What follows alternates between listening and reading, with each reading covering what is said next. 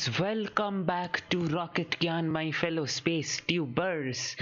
Okay, today we are here to witness SpaceX break one of the world record to launch the most number of satellites to the orbit in just one launch.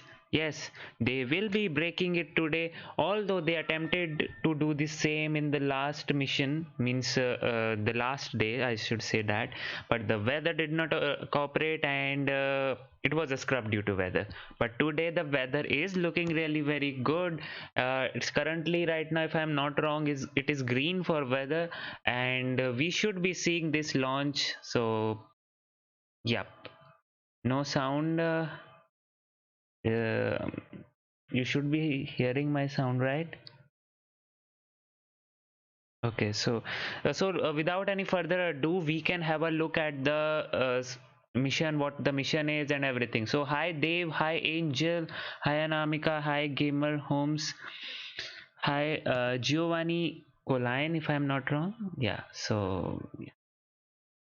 Okay, welcome to the stream, Gamer Home. So yes, now if you don't know what SpaceX is, then just a quick note here.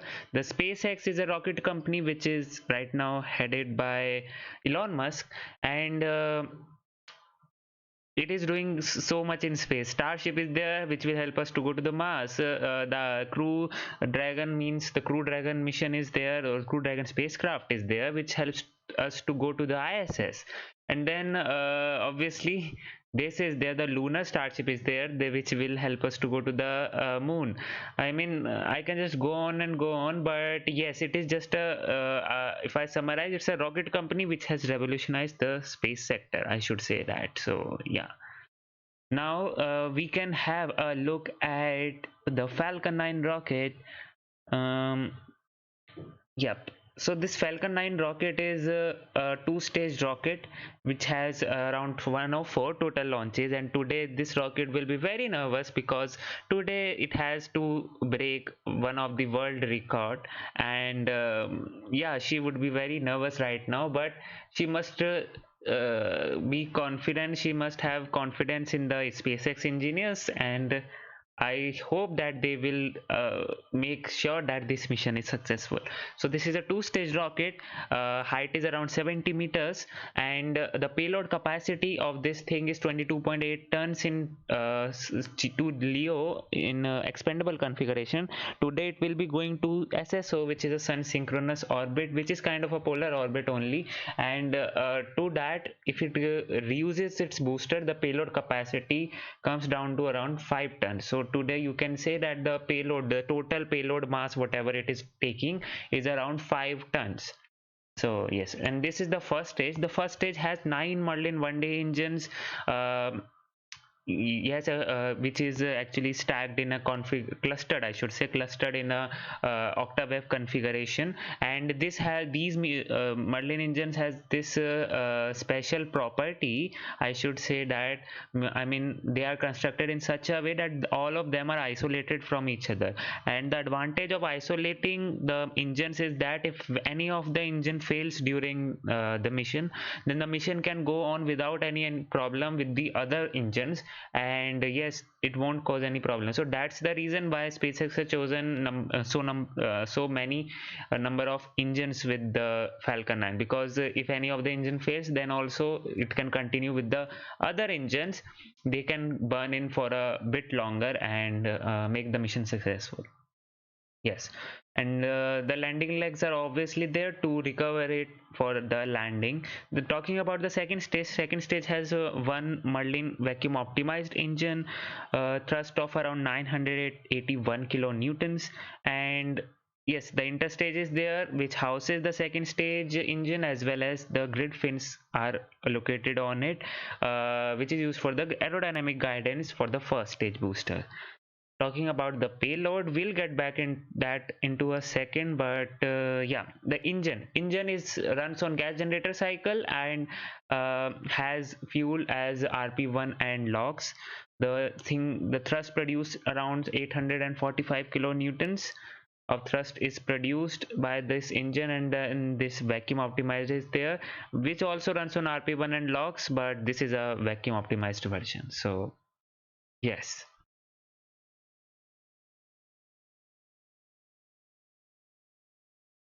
And now we can have a look at the payloads. What are the payloads, and how the SpaceX will be managing the its actually all this mission. So we will be looking at that.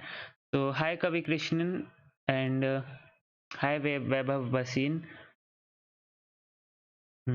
Okay, so yes, it will break the record which has been set by ISRO's PSLV mission in 2017 of launching 104 satellites. So records are just meant to be broken, and whenever a record is broken, that means for a space sector, I am saying, whenever a record is broken in a space sector, that means we are advancing in space. We are becoming we are actually going near to becoming interplanetary species, I should say that, because this mission is deploying 104 satellites to space, which is which will better able, which we will be able to understand the space better, the earth better, and whatnot. So yeah, so that's the thing. So the SpaceX, it will be launching it with the SmallSat Rideshare Program. They launched this program to provide dedicated rideshare mission with the cost as low as $1 million, and you can literally, if you have any something, if you want something to go to space, then you can book the ride to space. Right now they are not aiming no earlier than 5/20/21, and if you have a payload mass of around 200 kg or less, the cost will be $1 million to sun synchronous orbit, and which means yes, the access to space is becoming more and more affordable. That's what I should say, right? And this is their adapter configuration, which they will be looking today, and we will be seeing as in what you can say things are there on it, and yeah, we will be looking at that, so don't worry about it. So talking about the deployer mechanism, so this mission will carry three deployment hardware, three not, is it three? One NanoRacks, exoplanet, deorbit, four, yeah, four are there. And this is the one which is going in for today with working as a deployment hardware onto space, because there are 143 satellites going into the space, and each of them requires some orbit, and yes, they don't want the communications to interfere, they don't want any collision to occur between the deployment of the satellite. So there is some deployment mechanism or hardware which should be there. So NanoRacks is one of the company which is flying to the space today. They have these programs, and deploy from the International Space Station, deploy from the Cygnus spacecraft, and deploy from the rideshare mission, which is actually happening today. So yeah, that is the thing. These are the racks, you can say nano racks, as you can say here. The CubeSats are placed inside it, and then it is deployed whenever the right time is. Okay, so yeah, this was the NanoRacks. Then we have this Exo launch. So they have a very cool website, as you can see here only, and their services are also very cool. I mean, if we can just go in, you can see here they have a flight heritage 110 satellites already deployed into the orbit, and many satellites will be deployed in further future, near future. And today they are also going in for the space with the Falcon 9 booster with their exoport. So this thing is will be there, the multi-port adapter which will be flying today, and they have around two exoports flying which will have the satellites attached. So yes, that's the thing you can see. I mean, I really love their website, I should say that. I really love their website, and this is so cool. They have made they actually designed their website very beautifully. I should say that these are all the customers which they have. And yes,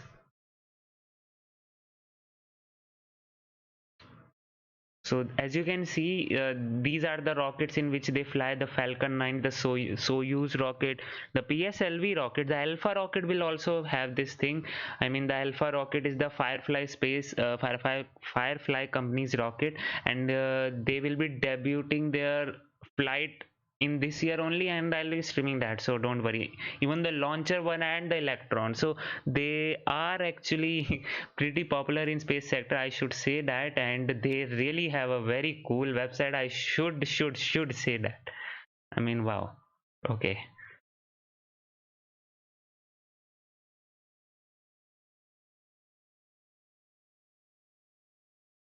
And mods, do look in for the SpaceX webcast whenever that begins. Please let me know, and I'll shift over to that. Okay. So this was the exo launch with their exoport, which will be flying today. Now we can have a look at the other company, the space flight Sherpa FX1. So this will be there, which they have three space flight have three deployment hardware: the Sherpa FX Go Now, the Sherpa LTC Go Fast, and Sherpa LTE Go Far.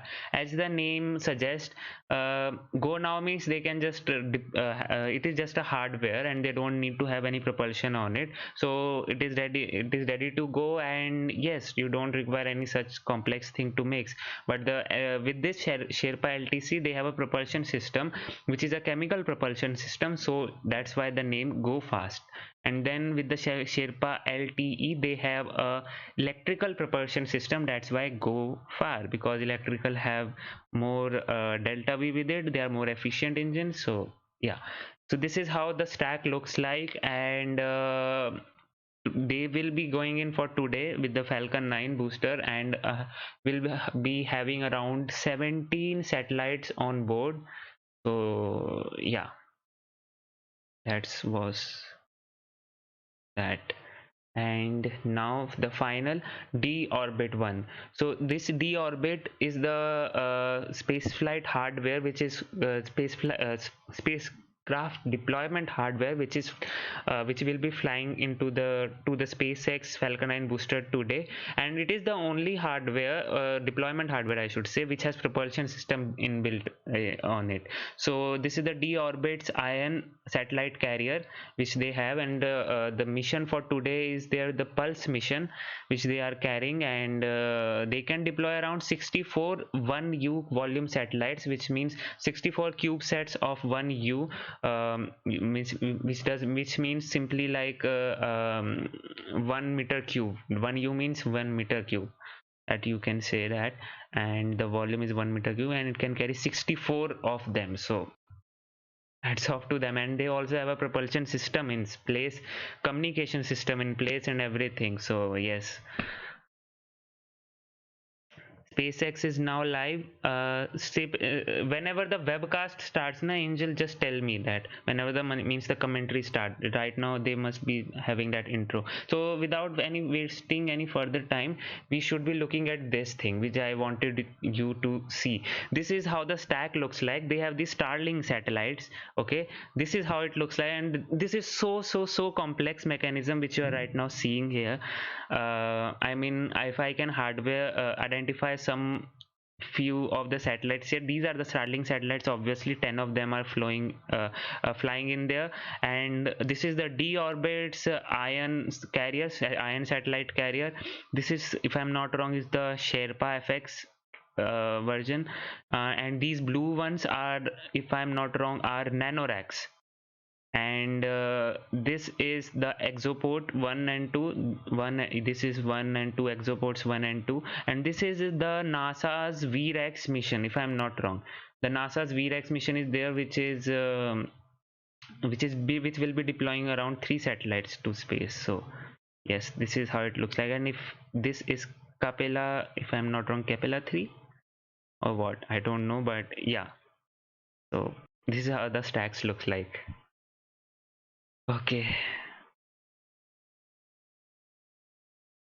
And let me just see what's the thing with the SpaceX stream. Okay, they are right now just live, and whenever the intro starts, I'll switch over to that, so don't worry. Now we can have a look at the mission profile, and mission profile is simply that only. Okay, so they have started.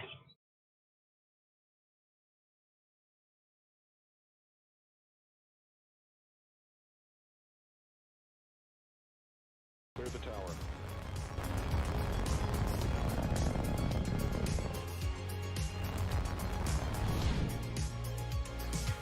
10, 9, 8, Side booster ignition. 6, 5, 4, 3, 2, 1.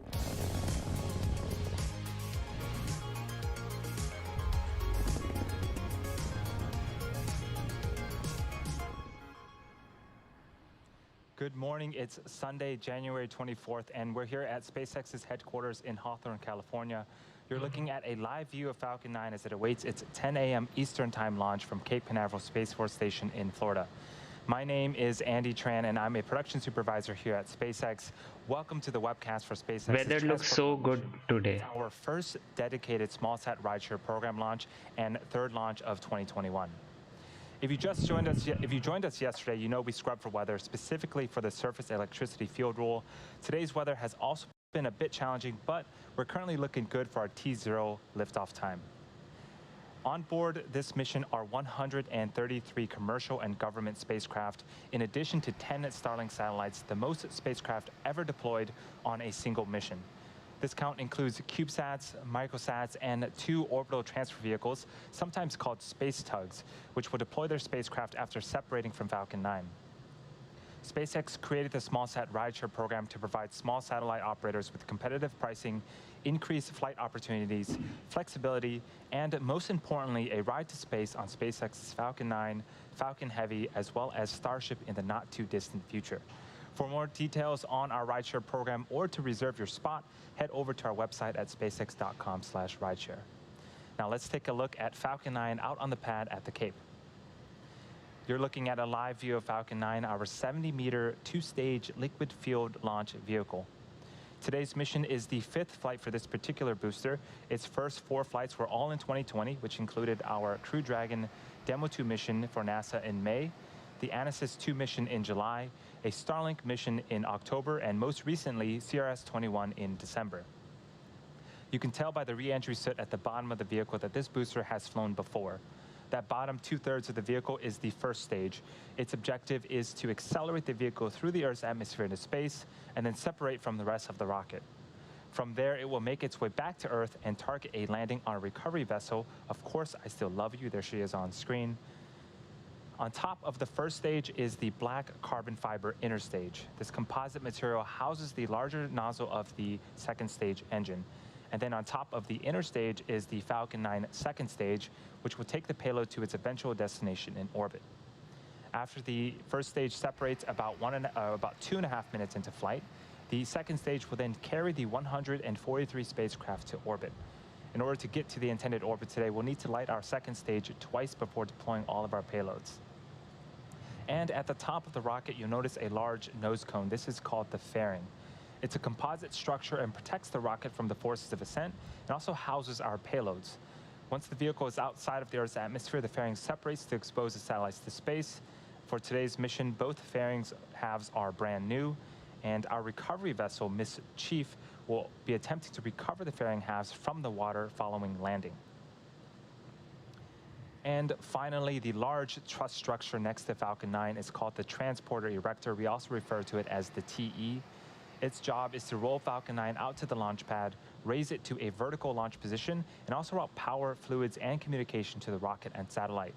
It will retract away from the rocket slightly around the T-minus 4.5 minute mark, providing clearance for Falcon 9 to lift off.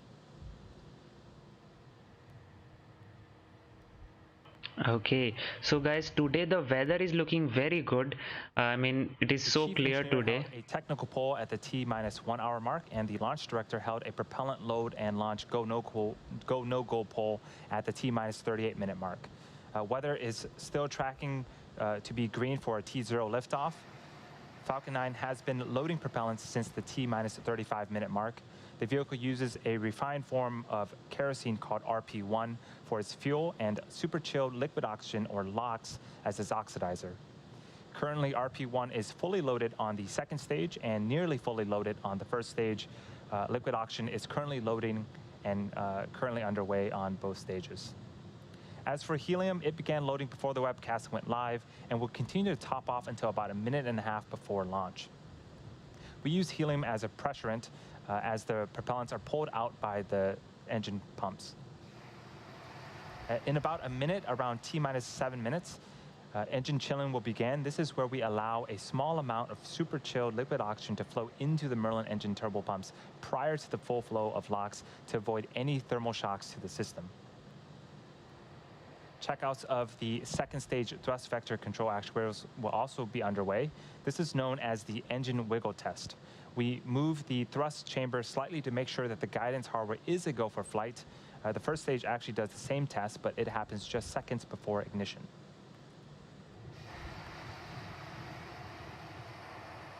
So far, the vehicle is healthy. We are currently working no issues.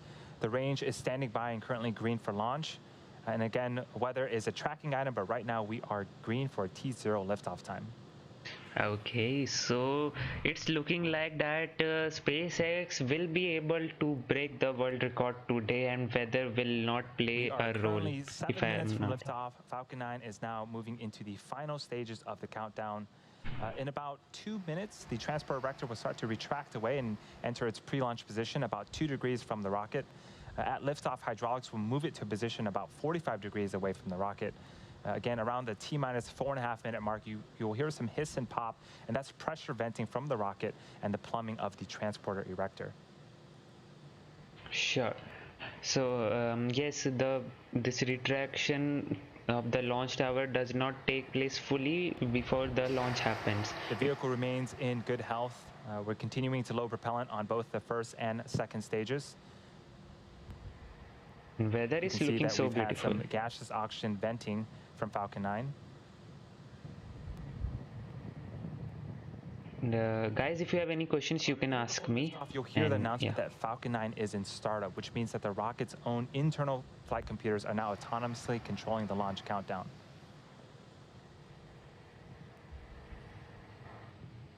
The payload inside the fairing halves continue to be healthy. The Falcon 9 team is tracking no issues on the rocket. Weather, again, is a tracking item for us, but currently we're green. And as a reminder, if we don't launch today, we'll make another attempt sometime in the future, and we'll let you know as soon as we know that date. So it's sometimes in the future. That means we don't have a launch window tomorrow or in the near future. That's what we know. They have to figure it out and everything. So let's hope that this mission actually happens today. As I mentioned earlier, today's launch is the first of SpaceX's dedicated SmallSat Rideshare program, which provides small satellite operators with competitive pricing and increased flight opportunities on board the world's most advanced and proven launch vehicles. As part of the program, we also offer traditional rideshare opportunities on existing low Earth orbit missions and on SpaceX's Starlink missions, which launch about once a month. Traditionally, it's pretty hard to find affordable space on a rocket for a small satellite. Our rideshare program groups small sats together, making it easier to purchase a less expensive ticket to orbit on a predictable schedule. And unlike traditional rideshare opportunities, our rideshare missions are not dependent on a primary payload. Our missions are pre-scheduled and will not be held up by delays with co-passengers. So that means that if you're ready to fly during the scheduled launch period, you will fly. Since we announced the program, we have launched 4 rideshare missions, including 2 Starlink missions with Planet on board, 1 Starlink mission with space flight riding along, as well as the SAOCOM-1B mission. And in fact, one of these customers flew less than 6 months after their contract with SpaceX, which is a pretty remarkable turnaround time. We're really excited for today's mission, not only because it's the first dedicated rideshare, but because it will also be the most spacecraft ever deployed on a single mission. As I mentioned earlier, in addition to the more than 130 small satellites on board for our commercial and government customers, we have 10 Starlink satellites of our own riding along. And as many of you may know, Starlink is a constellation of satellites that can provide high-speed, low-latency internet all over the globe, particularly in remote or rural areas where connectivity is limited or completely unavailable. The 10 Starlink satellites launching aboard this mission will also be the first Starlink satellites deployed to a polar orbit, and many of the future Starlink sats flying to the polar orbit will actually launch from our Vandenberg site here in California. The Vandenberg team is hiring for a number of open positions to support our growing operations there. If you're interested in working on the launch team that will help all kinds of payloads launch from our West Coast facility, head over to spacex.com/careers and apply. I would have if I would be eligible to work there. In US rocket companies, US people can only work. We are about 3 minutes from liftoff. Falcon 9 is moving into the final stages of the countdown. Guys, Payload it's happening. and vehicle remain healthy, and we're still currently tracking weather. The green for a T0 liftoff at 10 a.m. Eastern. Weather is looking good, should be looking good, and right now the clouds which you are right now seeing on the vehicle actually means that the bleeding valves are in work and maintaining a pressure, maintaining a constant pressure inside the fuel tank. We should finish liquid oxygen loading, and that will wrap up the final propellant loading for Falcon 9.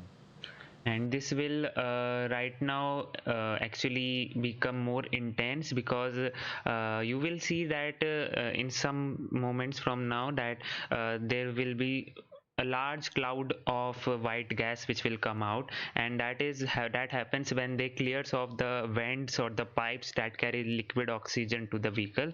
So yes, whatever liquid oxygen is there in the pipe, they clear it off, and that's why that happens. So yeah, it's T-2 minutes and we are under T-2 minutes. It is happening, guys. Right now you will be seeing the world record to be made by SpaceX, so just sit back and relax and enjoy the launch. I mean, wow. And we just heard the call that LOX loading is completed. Again, that is the last of propellant loading for Falcon 9. LOX is complete. That means now, as you can see right now, on screen you can start to see some white clouds forming around Falcon 9. That is normal and expected for us at this stage in the countdown. That is liquid oxygen condensing as it meets the warmer ambient temperatures of the Florida air.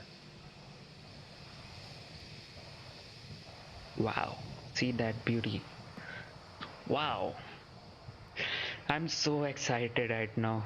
My heartbeat is increasing. I will be witnessing the world record to be made. This vehicle is in startup. Falcon 9's in startup. T-1 minute. And the vehicle is in startup. Both stages are beginning to pressurize for launch. It is happening, we guys. should be hearing the launch director give the final go for liftoff. Let's hope it is a go. LD on countdown 1, go for launch. Yes! Yes, we are And go there you for heard launch. That is the final go for launch at T-35 seconds. All systems are go for the Transporter-1 mission. Let's listen and watch in as we lift off from Cape Canaveral Space Force Station in Florida. It is happening, guys. Really very excited. Weather is good. Let's hope the vehicle is also good and we see this thing lift off into the sky. So T-18, 17, 16, 15, 14, 13, 12, 11, 10, 10, 9, 8, 7, 6, 5, 4, 3, 2, 1, 0. ignition. Ignition and liftoff. Yes.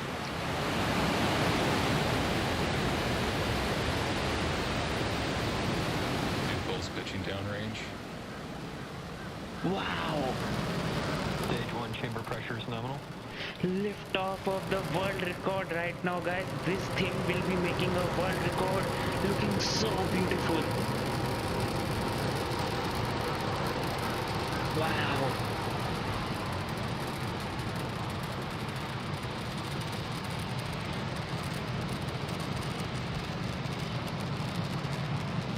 This thing never gets old. We Never are ever. T plus 43 seconds into flight. Falcon 9 has cleared the tower and is currently throttling down to prepare for max Q at around the T plus 1 minute and 12 second mark.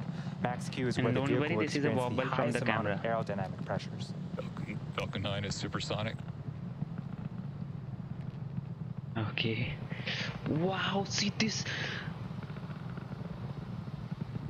I mean, see, look at this view, this camera angle. I mean, wow. Max Q. Max Q is there, And guys. it's just past Max Q. That is a really cool tracking shot of Falcon 9. All is looking good with the stage 1 trajectory. In about a minute, we have 3 events coming up in quick succession. First up is main engine cutoff. That's where the 9 engines on the first stage will shut off, followed by stage separation, where the first and second stages will separate from one another. Shortly after that, we'll have second engine start 1. The Merlin vacuum engine on the second stage will ignite its engine and continue its journey into orbit. Vehicle plumes are getting bigger, NVAC engine chill has begun. wider and wider, which is completely nominal. It happens when the atmosphere pressure decreases. That's why the plumes coming out of the engine gets the area which it wants, because the atmosphere does not squeeze it in that particular area. That's why it expands. Wow, man. We're about 20 seconds away from main engine cutoff, the start of those 3 events happening in rapid succession. Roy says, why did it change color? What changed color? Be more specific and I'll tell you. So this is the stage camera, interstage camera, I mean to say, and we can see Main engine cutoff. main engine cut off and stage separation Stage separation confirmed. and second engine start 1 confirmed. Wow. Coming up in a few seconds, we should have the fairing deploy. NVAC ignition. I just want to see that stack, man. Bearing separation confirmed. A bit wobbly out And there, there you but can see the 2 fairing halves wow. have separated and fallen away from the vehicle, exposing the 143 spacecraft to the vacuum of space. And as a reminder, our recovery vessel, Miss Chief, will be attempting to recover the fairing halves today from the water. I mean, look at that stack, guys. That was a bit wobbly, could be understandable, but yes, carrying so many satellites is not an easy task, guys. That I should say and tell you. We're at And T plus 3 minutes and 30 seconds into flight. We have a couple of views on screen right now. On the right-hand side is a view of the second stage, specifically the MVAC engine. It's currently in the first of its 2 MVAC burns. This burn should last for about another 5 minutes or so. so right, And on the left-hand Okay. side of your screen is a view from the top of our first stage looking down. The next milestone for the first stage will be its re-entry burn. Falcon 9 needs to execute an entry burn to slow itself down before hitting the dense parts of the atmosphere. Without this burn, relying on the atmosphere alone to slow Falcon 9 down will put unnecessary strain on the rocket. exactly, and they have to reuse this thing, so they want to preserve And this that entry burn is first coming up stage. at around the T plus 7 minute and 47 minute mark, just a few minutes from now. Right now it has hit apogee and it will be falling back down, and then it will start its engine. First of all, 1 engine ignites and then 2 other engine ignites. So that's how it works. And we can see the view from the space looking so good, that greenish For those just joining us, this is Color. the Transporter-1 mission for SpaceX, the first dedicated SmallSat Rideshare Program mission, and it's also the 3rd mission of 2021. We're just waiting on the next major event for this mission, which is the first stage entry burn. That's going to be happening around the T plus 7 minute and 47 mark. I mean, this must be, I should say that this is the most beautiful launch coverage which I You can see ever some had periodic bursts witnessed. of gas from the first stage. That is nitrogen from our attitude control systems. They help to orient the first stage as it continues to make its descent back towards Earth. Now it is falling back towards the Earth, guys, and entry burn will be starting it. As you can see that it has faced retrograde position, which means vehicle is facing its engine in that position where it is heading. So if it starts the engine, then it will slow itself down. So that's what a retrograde position is. And see that greenish And tint on the as we get oceans. closer to Wow. the Earth, you'll start to notice those honeycomb-like structures on the left-hand side of your screen start to move and pivot. Those are our hypersonic grid fins, and those help to steer the first stage back as it returns back to Earth.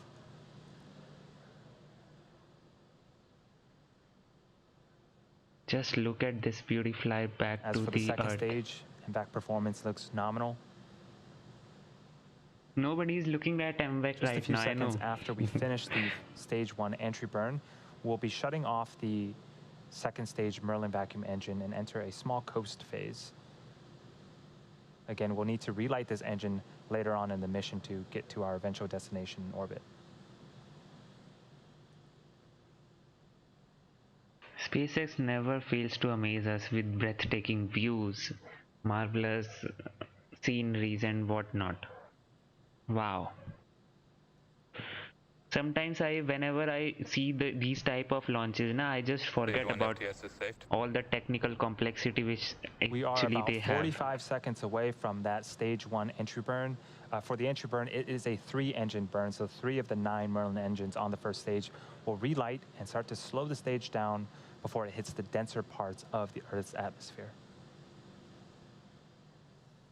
And I just want to enjoy the beauty at that time. That's how it looks like. I mean, wow. Entry burn should be beginning it, and let's hope that everything is successful today. And yeah. Yes, Thomas, the views Stage which 1 entry burn startup. they can get with these cameras are so cool. Okay.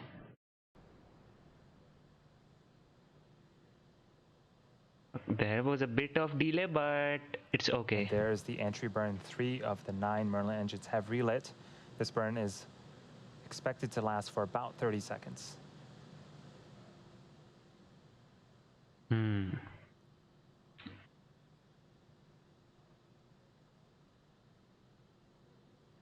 Second stage and terminal guidance. Stage 1 entry burn shutdown. And you can see on screen the entry burn has concluded. Wow. And in just a few seconds, we should be hearing the call out for a second engine cutoff, or we'll shut down the second I stage just don't MVAC engine. want the view to cut off. Please carry on with the Falcon 9 booster. You can do it. FTS is saved. Why did they? There's the second stage.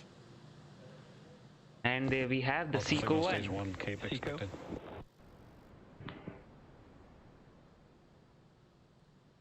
Wow. Second stage has shut down its engine. You can see the trajectory here, guys. It's a bit of a polar Now, orbit. as I mentioned earlier, we are going to be attempting to recover the booster for a 5th time No parking on orbit our insertion. drone ship. Of course, I Still Love You. Let's The first hope stage they. has one more burn left, the landing burn, and it begins just before we touch down and provides the booster with a soft descent before we land. Yep. Let's It's hope. starting up anytime now. And we did get confirmation of the second stage that it did reach a good parking orbit. Oh, Stage 1 landing leg deploy. okay. LOS Stage 2, Cape Canaveral expected. Oh, man. Wow. And Falcon 9 returns safely once again. That is the 5th time for this particular booster and the 73rd recovery of an orbital class rocket. Great way to start off the mission and a great way to start off the Sunday. Wow. We're now going to coast for the next 45 minutes or so while we wait for SES-II, or second engine start number 2. We're going to leave you with an animation that shows you where we're at in the coast phase, and we'll see you back here at the T plus 54-minute mark. Wow, man. That was a bit of a ride to see this launch. I mean, wow. I thought, yes, Louis Smith, I also thought that they have messed up something, because the landing burn, the entry burn also started a bit late, and then the landing actually happened also a bit late than the predicted time in the timeline. So yes, we thought, and I also thought that they have actually messed up thing, but no, I think if they would have messed up also, na, then the last time corrections is done by the grid fins only. So yes, they have that area of correction which they can have, and which they can manage on, and that's what we actually saw today. I mean, yeah, that was a bit of a ride, but whatever. The views were so much cool. I mean, wow, they were so fantastic, marvelous, and I just don't have any words to describe those views which we witnessed. And the most importantly, right now, just don't go anywhere, guys, because the world record is still not beaten right now. It will be beaten whenever those satellites will be deployed, and the stack and the way they will be deployed, the 143 satellites will be deployed, that will be actually a thing to watch. So do stick for that. And yes, and if you want to support me, guys, if you don't know, on this channel we do live streams of every rocket launch like these, and I host the live streams, providing the much needed info to watch the stream, as well as if you have any questions you can ask me, and we just hang out with each other.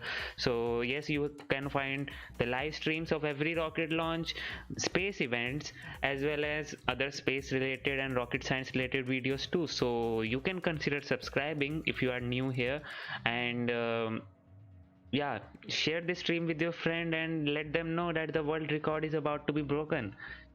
Also, if you want to support me in what I do, you can be consider becoming a Patreon.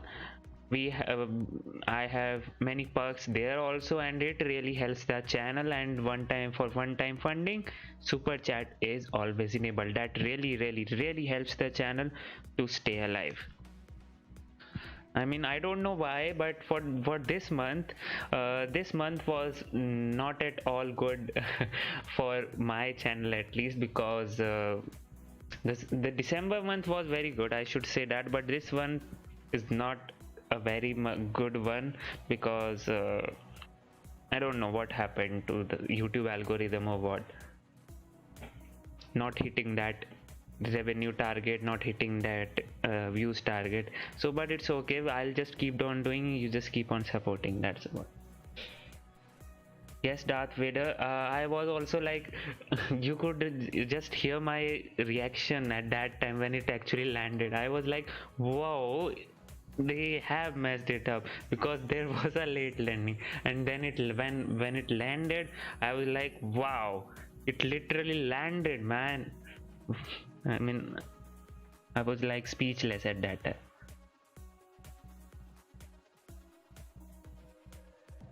Hi Manat saying they broke the record of putting the most number of satellite. Who, what? Okay, so guys, right now if you have any questions, you can ask me, and yes, we can have a look at that, and let's see how it goes.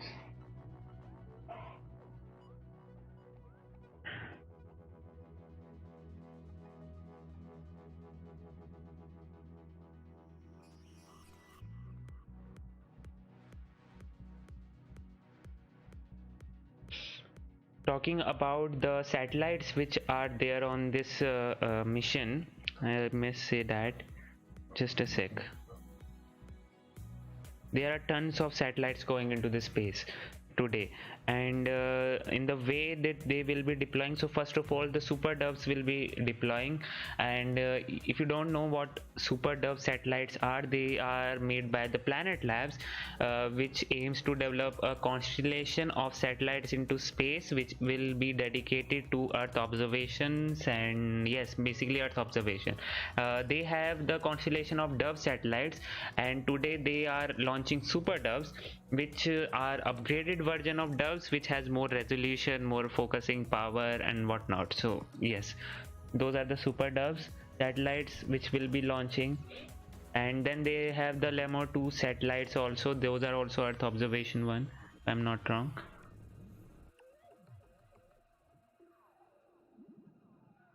Kavi Krishnan asks which country have next space mission. So for the next space mission, I am really looking on for the China to launch their rocket, because they are being very secretive, and there have been rumors that in this weekend only they were supposed to launch, but right now we know that that didn't happen. So yes, I'm looking forward to that. Maybe in the next week the China will be launching its mission. Also the Starlink mission is scheduled in the next week. And also guys, the SN9 passed the static fire. They are right now installing the things which are necessary for the flight. The self-destruct system is also being installed into the flight if anything goes wrong. So yes, it has passed, and now they are just going in for the final check. So maybe next week is the week where we will be seeing the SN9 prototype of the Starship to fly, and we right now don't know anything about what will be its flight profile. That only thing which we know is the 10-kilometer flight, but going in for in the experience of what happened with the SN8, they actually told for a 12.5 kilometer flight, and then they did something which we never expected. They actually hovered the spacecraft, the SN9 there on the atmosphere, and tested its capabilities. The only thing which happened wrong with the SN8 was the landing, and that happened because of the header tanks, the pressure with the header tank. So right now I really I am so confident with the SN9 mission that yes, SN9 will stick the landing. I must say that, because there wasn't any problem with the belly flip or the control, those drag fins, we should say the control surfaces. Yeah, the control surfaces of those fins, those were acting phenomenally well. Raptors were acting phenomenally well. Only thing was with the what happened was with the during the landing, the belly flop happened so well. I mean, wow. The only thing that was a problem was with the header tank, and as Elon tweeted also that the fix for that header tank was very simple right now, that they can just add some more helium and can pressurize it more, so that it does not have that problem with the low pressure with this flight. So but he actually stated that thing, that this is a simple fix which we can do it for right now, I mean for testing purposes. But for actual flight, we all know that the SpaceX Starship will not be having any pressurization system. I mean the pressurization system will be there, but they won't be having helium as the pressurizing gas. What they will be doing is that they will be using their own propellants in the tanks, the oxygen and the methane propellants in the tank. They will be heating it and will be heating it, and then actually heated gas will be transferred to the fuel tank, and that will pressurize the fuel tank. So yes, actually, and this is not a very you can say new technology, because the space shuttle also used to do that, and yeah, that's what. So I am really excited for the SN9 to fly. I mean, wow, I should say that. So we are talking about the satellites which are there on this mission. I mean, the space doves are there, then we have the space bees also, space doves and space bees. Wow, right? Just a sec.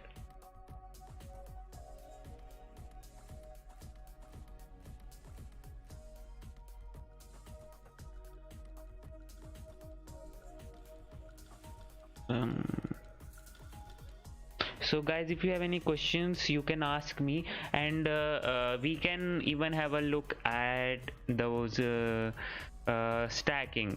I mean, yeah, the stacks. So let's have a look at that only right now.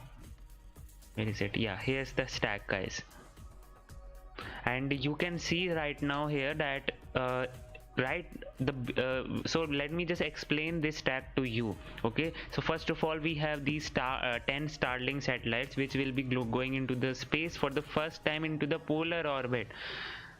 Initially SpaceX didn't target that polar orbit, or means the polar, yeah, didn't target that orbit of the polar, but now they are actually expanding the Starlink configuration to the polar orbits also. So yeah, those are the first 10 satellites which will go to the polar orbit.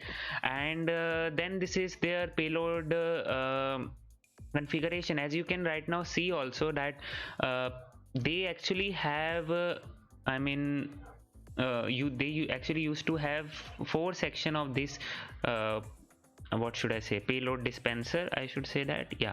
So 4 sections were there, but yes, obviously they have cut off one of them because so as to accommodate the and Starlink satellites. And yeah, so right now this is the payload dispenser of the D-orbit company known as the ion carrier. Yes, that's what they call it. Yeah, the ion carrier. And this is the only satellite dispenser which actually has propulsion in it. So this is what it has. And it has how many satellites in it, I don't know for sure, but the maximum which it can carry is around 64 satellites of 1U configuration. So yes, that's what it is. Then this is the Sherpa FX1, which is also a satellite dispenser, which will also has its own communication and everything. So this will go off into space and then it will dispense all the satellite. It is carrying around 18 satellites with it. So yes, that's what it is. And these are the exoports one, this and this are the exoports one, which also have some satellites into it. You can see that, although I don't know much about as in what satellites are there on it, but yeah, the exo launch company's exoport is this thing. Okay, then these blue containers or racks, as you can see, are the nano racks. It should be 9 of them if I'm not wrong. So there's one more picture. Yes, 3 here, 3 there, and 3 here. So yes, 9 of them are here. These also have the Starlink not the Starlink, the CubeSats in there, and it will be deploying it with the things attached, means with this payload adapter attached. That's what I should say. That is it a payload adapter? Yes, it is a payload adapter. So yeah. And then this is, if I'm not wrong, is the NASA's VREX mission, which has 3 satellites into it. And yes, they are actually trying to study the communication with the communication power or the relay power with the CubeSat network. So I mean, yeah. So we do have a science mission also going in this satellite. And then this is the Capella satellites, if I'm not wrong. This is what it is. And I don't know, I should wait a sec. Is this maybe this is the Kepler Gen 1 satellite. Maybe that's the case, I don't know. So yes, this is one of the view and this is another view. This is a more clear one, and we can also see that what's inside the payload fairing. I mean, this is obviously there, but what is actually what is the mechanism on the fairing? We can see that this is the parachute most probably which it has. This is the attitude control thrusters. It also has that, right, if I'm not wrong, or the reaction wheel somewhat is there so as to control its descent. And then we have the separation mechanism here, all here. So yeah, the most evident thing is obviously the parachute, which is located here. So maybe since the parachute is located here, so can we say that the center of mass of this payload fairing is around here only? Or that's where you want to have the parachute, so as to have a perfect horizontal descent into the earth. Maybe they actually want to what should I say, want to have some offset with the center of mass. I don't know, but so that bottom part hit first. They have managed to make the bottom part stronger of this payload fairing. Don't know, but yeah, that's what it is.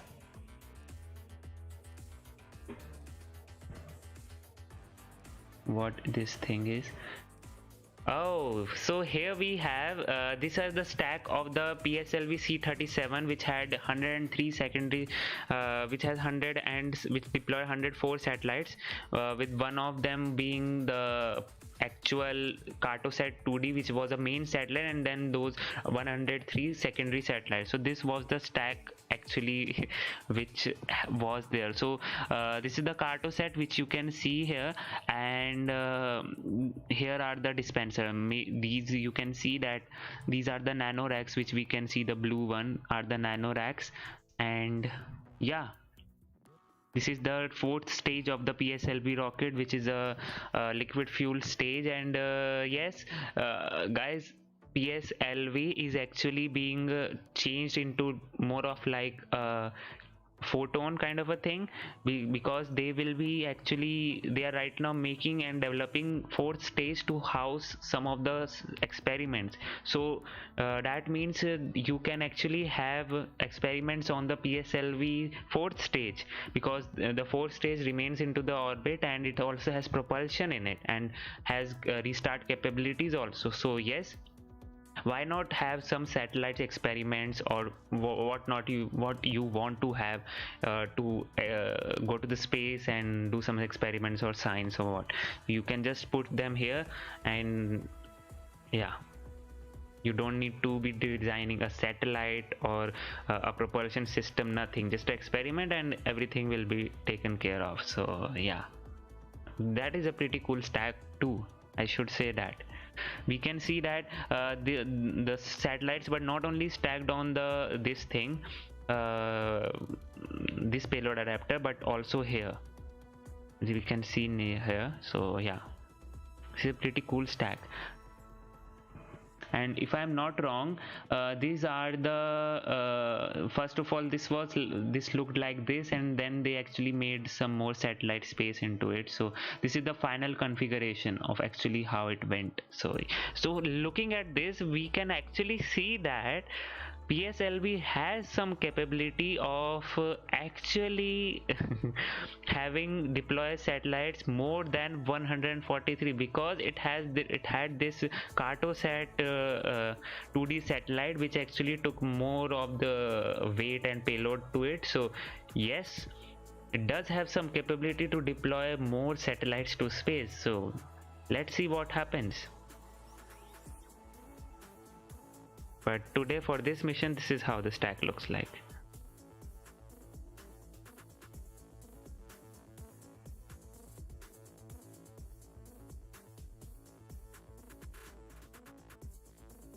So guys, if you have any questions, you can ask me and I'll try to answer them. Right now you can see the satellite trajectory here. The blue one is the predicted one, and the gray one is actually what it has actually followed.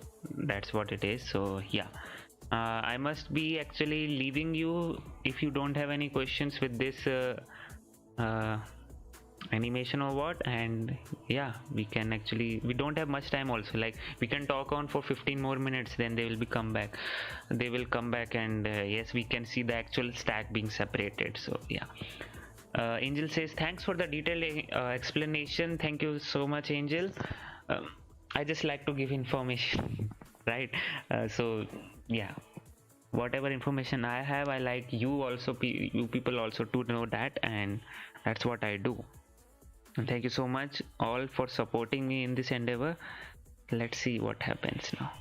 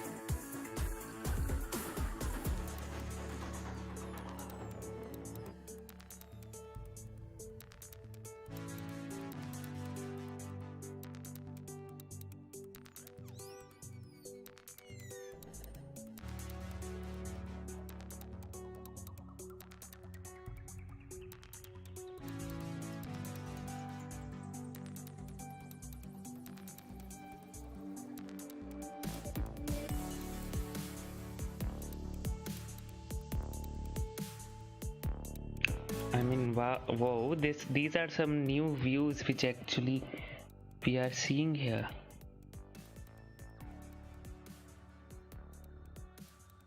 Wow, this is pretty cool. We are actually not seeing the octagrabber yet on the booster to grab it, so yes, it is not moving yet if I'm not wrong. Just staying it onto the position, and then the octagrabber will come in to grab the Falcon 9 booster from beside, and then it will move actually. Because we have seen that octagrabber has done tremendous job of actually holding the Falcon 9 booster onto the pad, onto the drone ship, because we have seen that in many cases it was like leaning and it was just at the edge, but octagrabber did a good thing of holding it onto the drone ship. This is the masterpiece of engineering which you are right now seeing here. I mean, can you even imagine a rocket being, first of all, you can't even imagine a rocket being propulsively landing before 2010, right? And then SpaceX came and everything was revolutionized. And then the ocean landing. I mean, okay, you can land on land, but the ocean landing, that was pretty epic. They had to make this drone ship to accommodate ocean landing, and then how to keep the drone ship stabilized with the ocean currents and what all, and then when it has landed also, then also how will it transport it back to the facility without having any problem with the tides and what with of the oceans. So yes, they actually put some great thought in it, and that's what we are seeing, success and whatnot.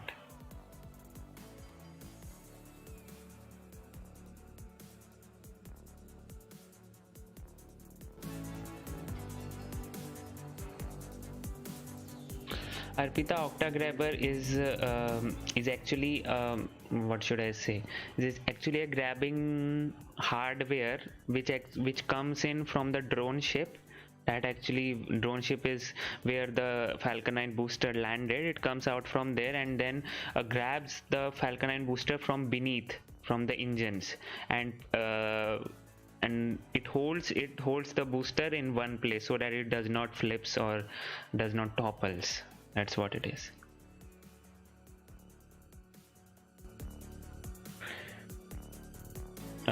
Thomas says they are very top heavy when empty too. Not top heavy, they are bottom heavy when they are empty. They are bottom heavy actually, because the engines actually have most of the weight in there.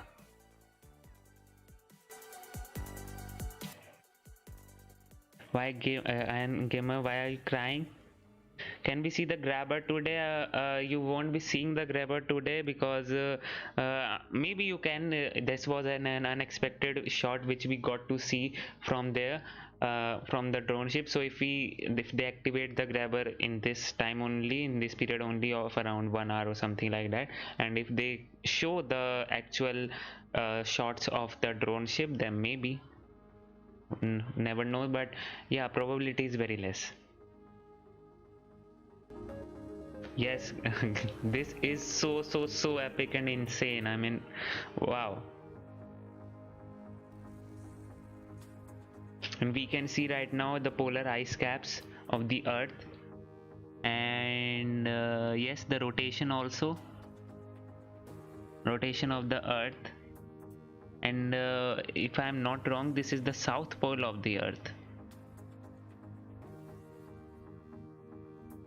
When I saw the octagrabber, it actually is more evident when it comes back to the port. When the drone ship actually comes back to the port, then the octagrabber is there, which holding the Falcon 9. So whenever it comes back to the port, people are there which stream that event also, so you can check out that and you will be able to see the octagrabber in action there.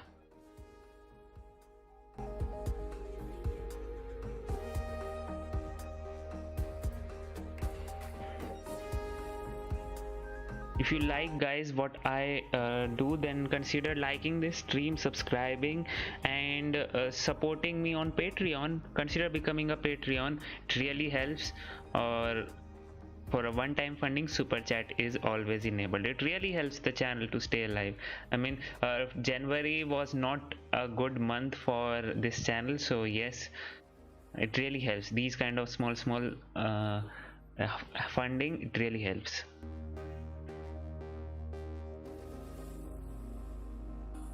Hi, Indian Railway doubling and electrification. I am fine. How are you?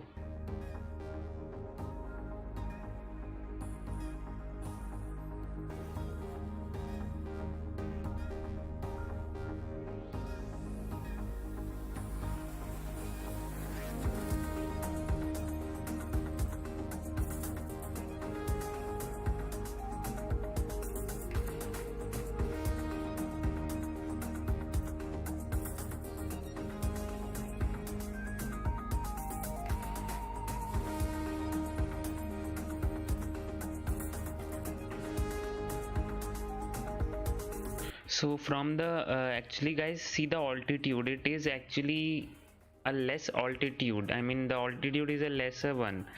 For sun synchronous orbit and for those CubeSats to deploy, they need to go into a higher orbit of around 500 kilometers if I'm not wrong, because this altitude will vanish away very fastly. So this SECO means the next burn which will raise the orbit, that should raise it to its actual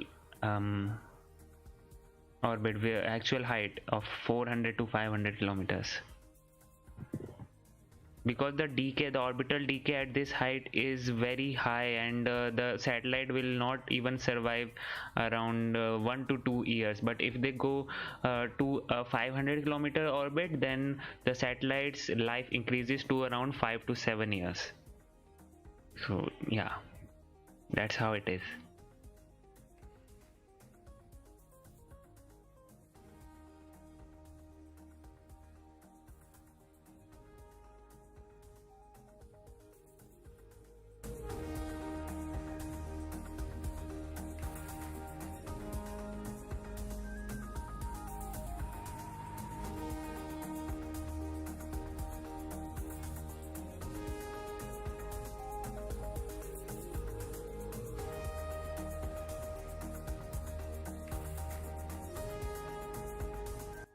It's coming in just 5 minutes or so with the SECO burn, not SECO, the SES burn to start. SECO is the second engine cutoff, SES is second engine start.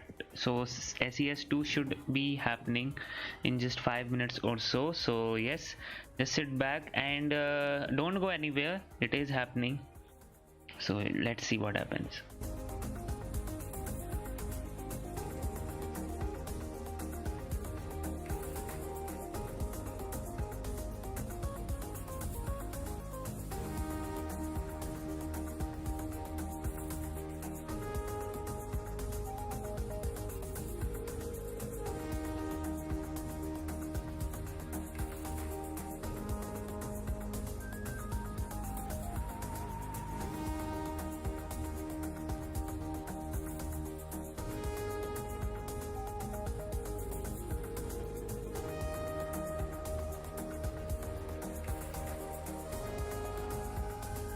And the reason why these satellites actually are not what should I say, the telemetry, I should say, the telemetry is not we are not seeing any movement in it. It is static because I think there is no ground station over the poles for the SpaceX. That's the reason. I mean, I don't know, but yeah, obviously there is no ground stations which can catch that telemetry, so that's why those are stuck in there, but otherwise it would have moved. So maybe that's why we are seeing altitude as 226. In actually they would have the apogee should be around 500 kilometers. That is the thing which it should be doing. So yeah.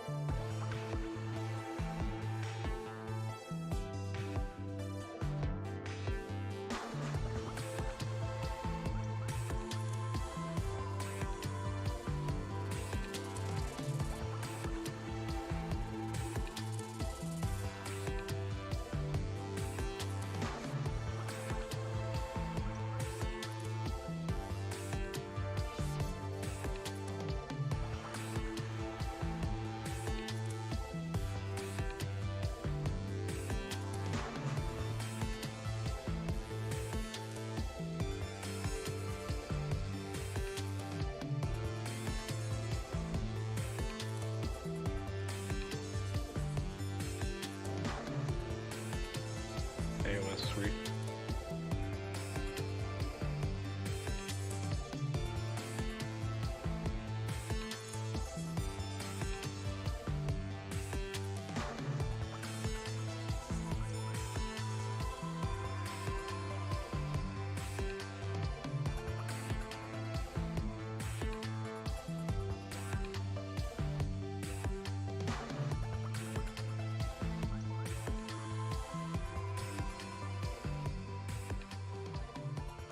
Welcome back to the Transporter-1 mission. If you're just joining us, Falcon 9 lifted off at 10 a.m. Eastern from Cape Canaveral Space Force Station, had successful stage separation. We landed our first stage on our drone ship for the 5th time and successfily completed We our can first see second RCS stage. firing, guys, On screen right now is a view of to enable this thing to burn. engine for the second and final burn.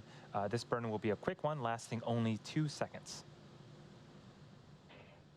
And we're expecting that burn to start in just a few seconds here. Actually, that RCS fires to have some initial velocity in the forward And if we direction. don't have footage of it, we should be able to get confirmation over the nets. Okay, so we do have ANASIS ignition and And cut there off. is second engine startup and then Wow. cut off. That was a view of the inside the fuel tank. Now That we're was waiting so for cool. confirmation of a good orbit on that second stage. Nominal payload orbit insertion. Yes, And it is there's the call happening. that we want. That is a confirmation of a good orbit. Next up will be the deployment of our 133 spacecraft on board the mission, which will occur over an 18-minute period. And as a reminder, today's mission is the first dedicated SmallSat Rideshare Program mission.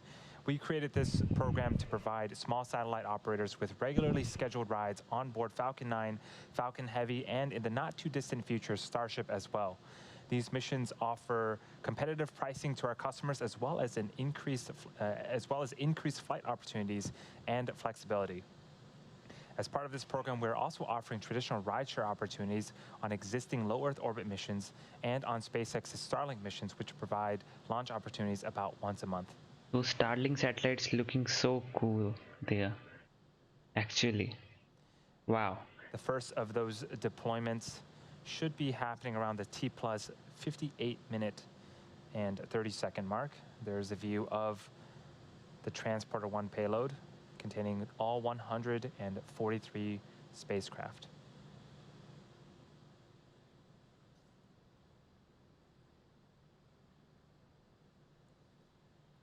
For today's ride shares, there are 11 ports on our payload adapter responsible for sending 133 spacecraft plus our 10 Starlink satellites into orbit. Some of these ports will have multiple deployments. For these, over the countdown nets, we'll hear callouts for when the deployment sequence has begun and another callout for when the deployment sequence has completed. I really would have. There are also then a handful of ports that will deploy only once, and we'll try to let you know who the customer is for each deployment, along with how many spacecraft are being sent into space.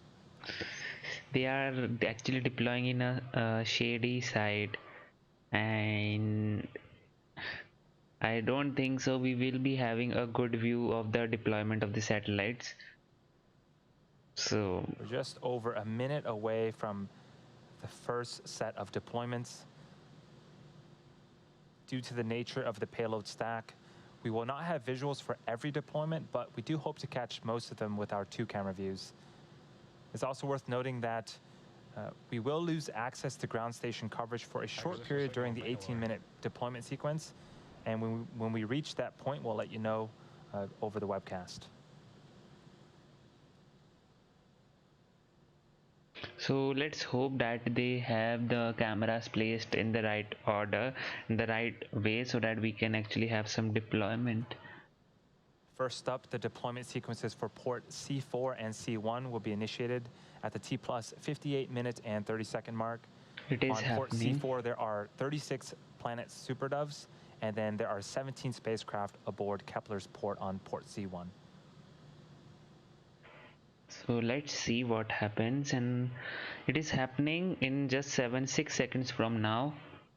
let's see what is the view in there.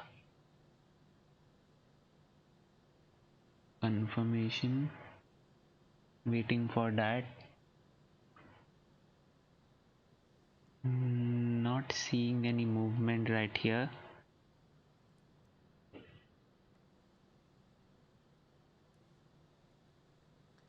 And we're hoping to get Ports C4 and C1 deployment sequences initiated. those callouts. The deployment sequence has started for 36 of Planet's Super Doves on port C4, as well as the 17 spacecraft aboard Kepler's port on C1. We're expecting these deployments to conclude about 11 minutes from now. In just a few seconds, we should be starting up the deployment for our customer Maverick, which contains 3 CubeSats for NASA's Small Spacecraft Technology Program's VR3X And there we mission. go. You can see one of them It's deploying. going to be deploying from the aft Wow. end fuel dome, which essentially is a small platform mounted on Wow. the back end of the second stage fuel dome, right above the MVAC engine. Aft end payload deployed.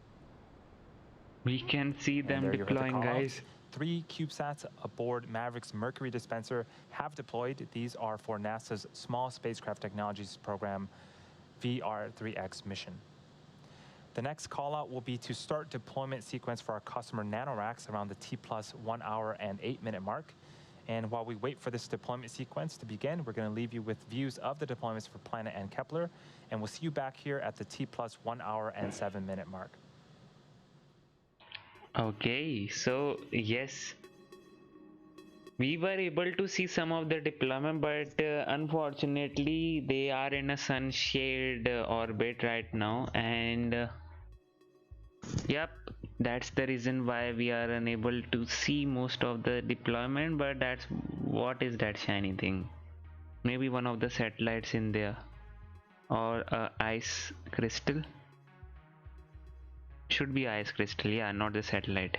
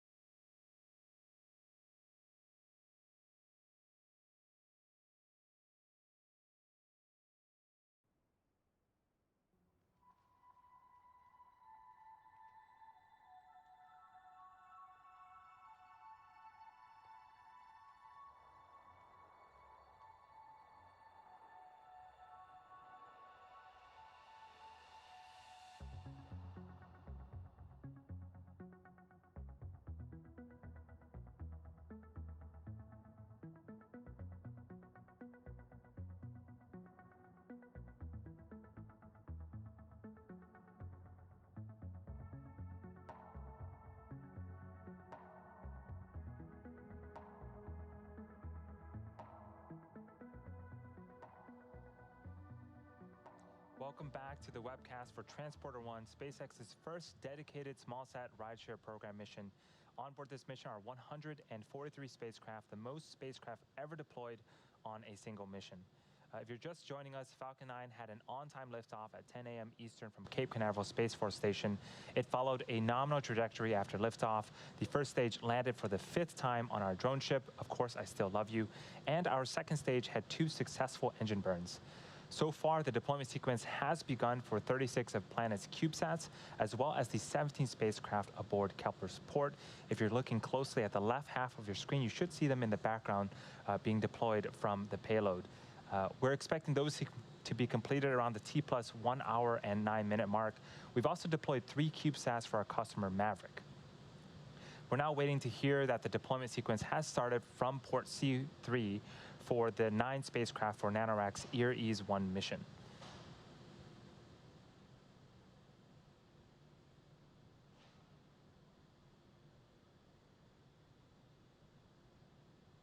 And while we're waiting for that call out, the white dot on the left-hand side of your screen, that is the moon. Some pretty cool shots of the moon there. Oh, that is so cool. I didn't know that. That is, wow. And That there goes is another the satellite. moon. Again, we're waiting for confirmation from the team for the 9 spacecraft for NanoRac's deployment sequence initiated. ISRO-1 mission. And there's the confirmation for the 9 spacecraft. We're expecting to get confirmation that these have completed deployment in about 8 minutes from now once we pass through our ground station blackout period, so stay tuned for that. Also signal Bangalore as expected.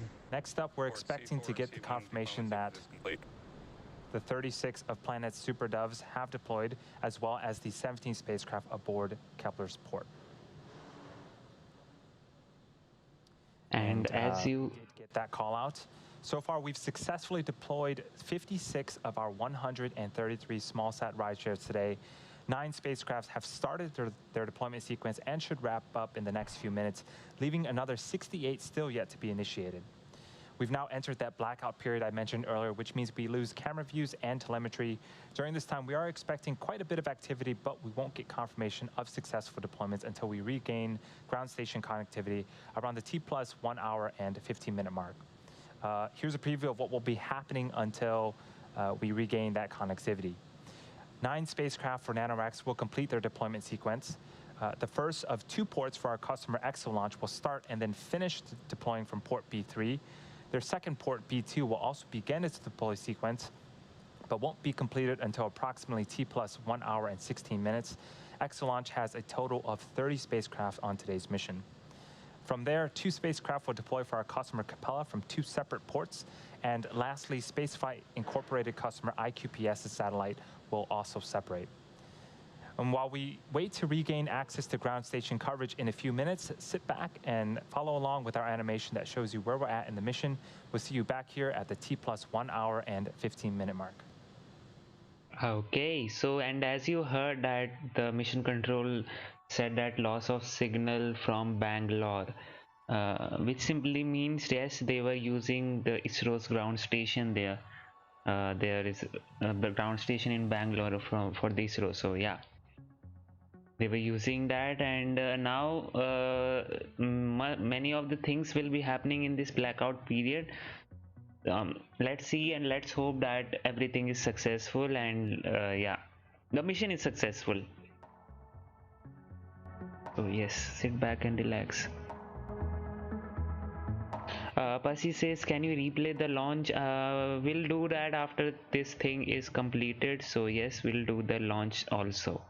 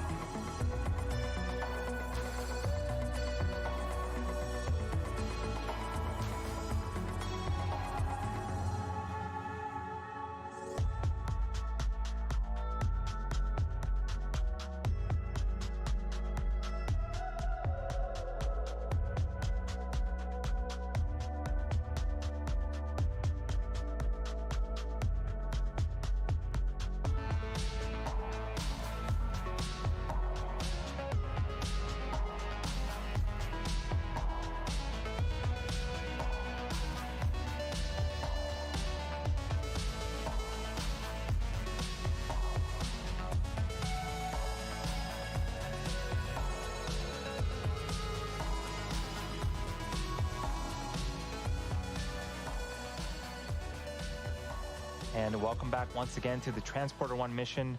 We're in the middle of deploying 133 small sats for commercial and government customers. We're expecting to reconnect with the ground station in just a few seconds, and we should be hearing callouts for the deployments that we didn't see, and these callouts should be happening back-to-back once we reconnect. During this blackout period, we also were able to recover both fairing halves, and they are safely on board our ships. And the callouts for the satellites should be happening around the T+1 hour and 1 hour, 15 minutes, and 50-second mark.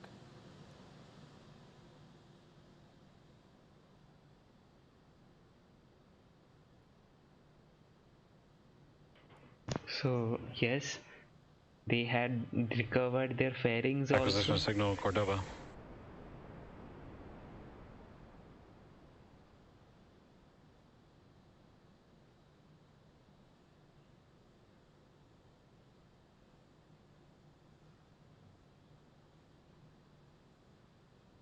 Deployments confirmed on ports C3, B3, C5, B1, and C6. Port B2 deployment sequence initiated and confirmed. So we did get some confirmations. We should have some more callouts happening in just a few seconds here, and I'll summarize once all of the callouts are done.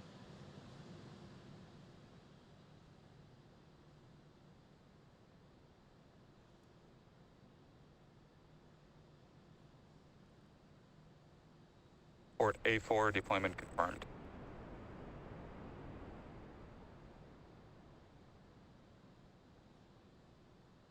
Port A2 deployment confirmed.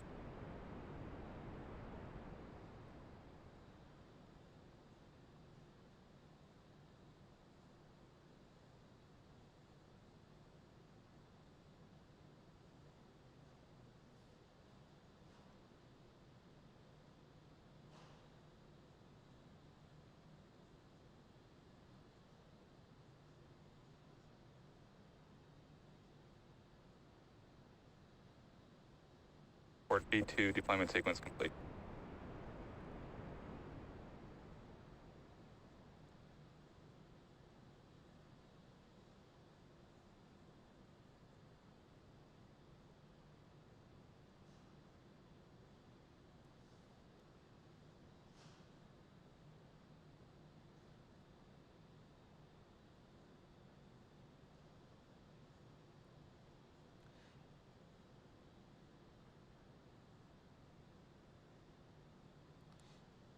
It sounds like we've gotten all the callouts. I'm going to go ahead and recap all the different ports. So from port C3, the NanoRacks EAR-1 mission's 9 payloads have deployed.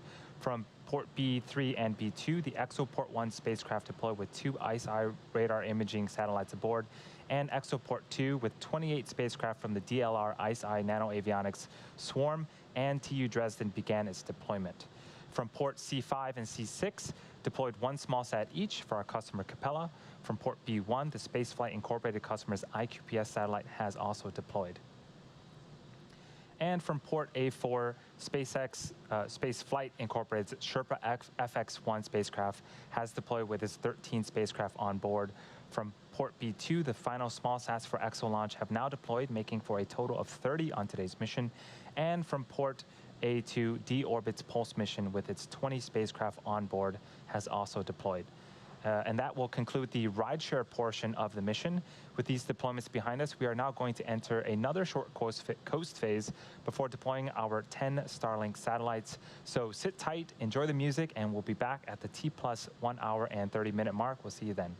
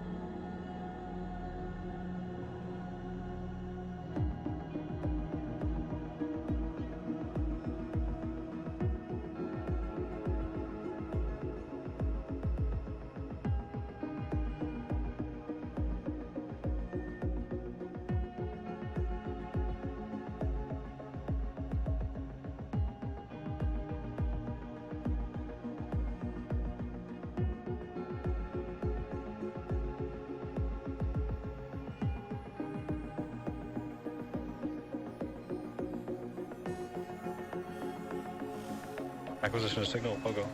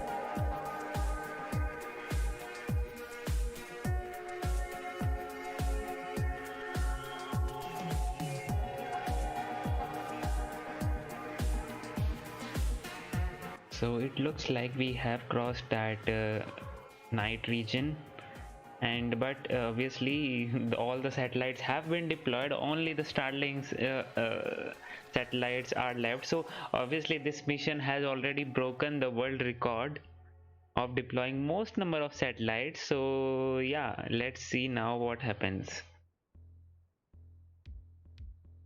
Although those D-Orbits one, this Sherpa FX1 also have the satellites on board. They have not been deployed, only that dispenser has been deployed. So I don't know whether that will be counted as a success right now.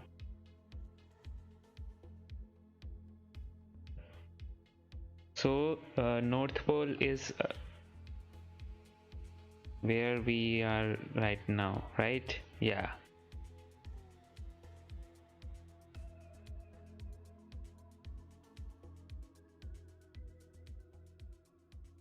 I always wonder one thing, that if we go to the North Pole, we at the just I mean the top of the North Pole, I mean where the North Pole begins, like here. So we will face some rotation of the Earth. Can we feel the rotation of the Earth from there at least?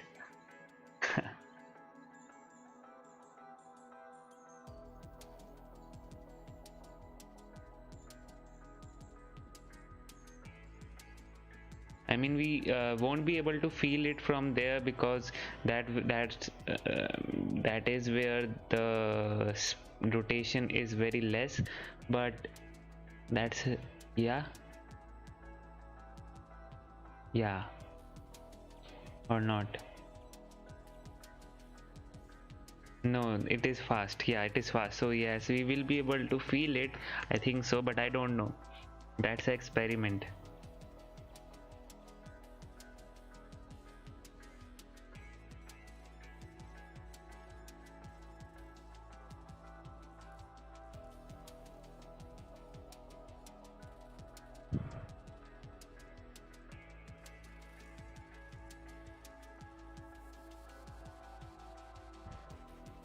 and there we can see the moon, guys. Wow, that white thing on the left hand side of the screen is the moon, and we can now see the stack, and the only thing left is the Starlink, and also the that payload adapter is also left for before deploying the Starlink satellites. Maybe that will deploy and then the Starlink satellites will deploy. Hi Omkar.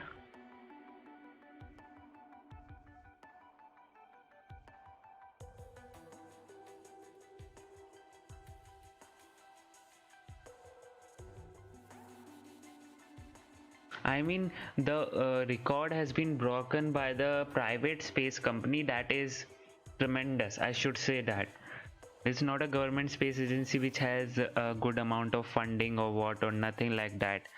So yes, it's a very big milestone which SpaceX has achieved today by becoming the breaking the world record of launching most number of satellites into space in just a single launch.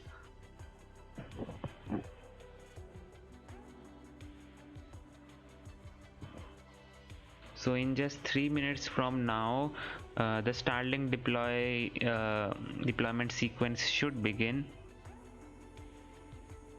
And these are some amazing views from the space.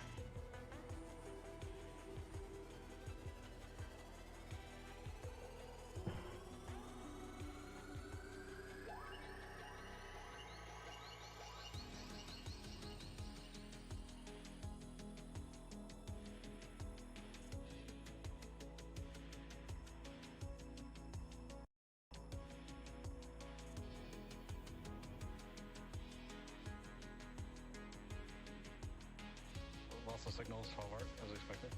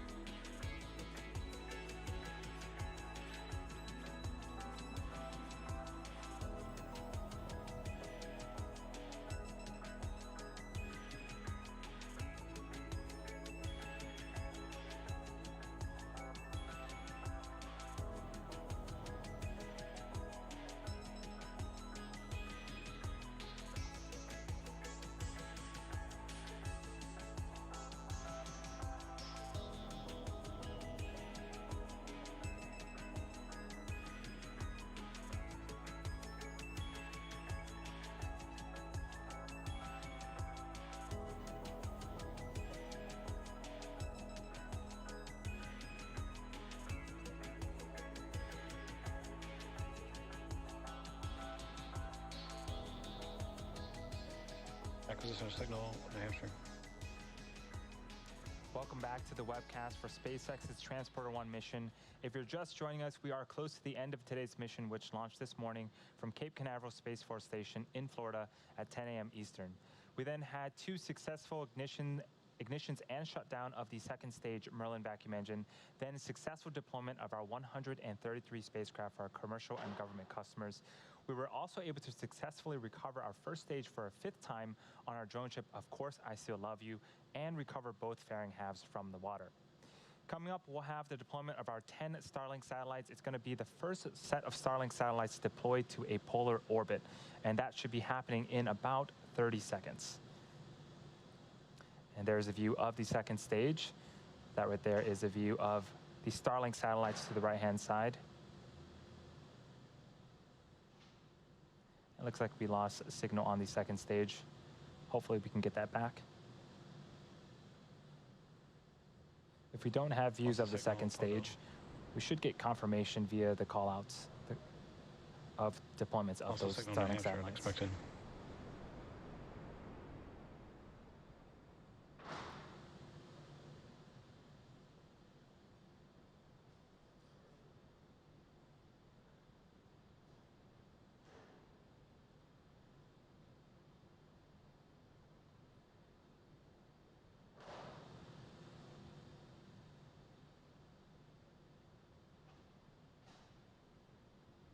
Partial data back from New Hampshire.